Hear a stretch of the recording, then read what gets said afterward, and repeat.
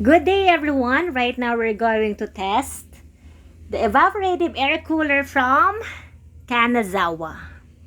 So this is how it looks like from this view. What's the measurement? So mahalaga na malaman natin ang measurement for us to know if a certain appliance will fit in our room. For the height, it is 56 centimeters.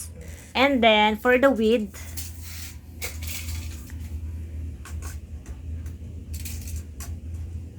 22 centimeters. So, gaano siya kalaki? Tayo ka nga dyan sa gilid niya. Ayan. So, pag may nakatayong tao, and then, ayan, ganyan siya kalaki.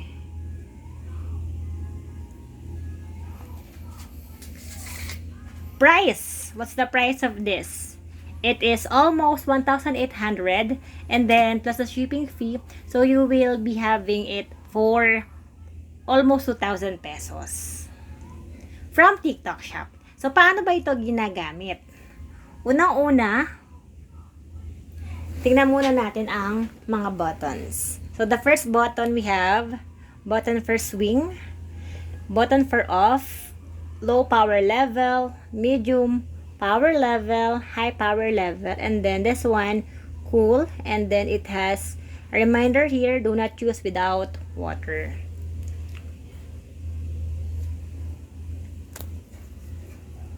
Open natin.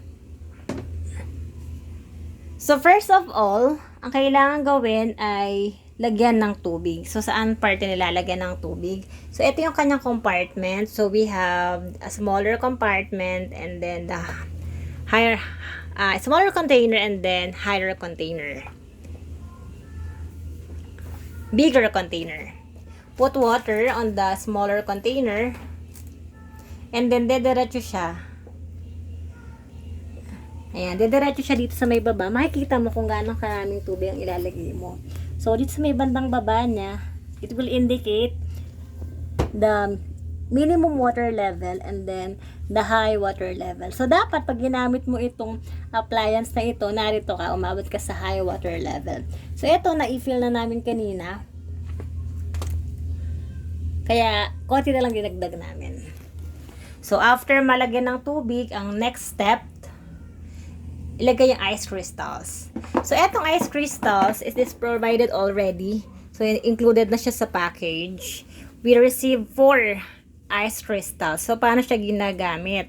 Unang-una muna, may nakalagay dito sa may part na to, maximum. So, may maximum part, maximum level to put on water. So, hindi siya dapat pupunuin dahil magkakaroon pa siya ng yelo sa loob. And then, it will expand. So, 4. In each use, you may use 2 para alternately magamit mo siya. Yan. So, close na natin. Plug.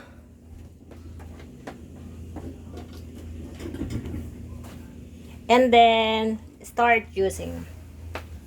So, try natin yung low. Yan. Lumalamig na. Medium.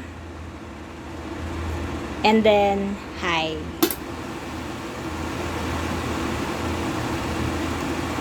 And then, the other button is swing. Ayan. So, turning from left to right. So, eto, pwede siyang i-move this part. Kung gusto mo pataas or medyo sa gitna or sa pababa. So, this one, you may be asking, para saan tong cool, do not use without water? So, eto, this button is used para pag pinindot mo yan, merong lalabas na tubig. Ano mangyayari? May lalabas na tubig from this. Eto, itong dalawang butas na to. Ilang bang butas? Ayan, so isang butas, pero tatlo yung paglalabasan ng tubig. So, ang mangyayari dyan, magpa-fountain ng tubig and then, babasain niya yung yelo para mas mabilis lumamig. But of course, when you push this button, make sure that this lid is closed. Dapat naka-close to. Dahil kung hindi, magpa-fountain siya palabas. And it has a tendency na mabasa yung machine. Ayan. So, I think this air cooler is very affordable and usable for small room size. Pang small room siya. At ang sarap niyang gamitin. Aside from that, what I like about this Kanazawa, meron siyang wheels. So, it has 4 wheels. Na-install ko na siya.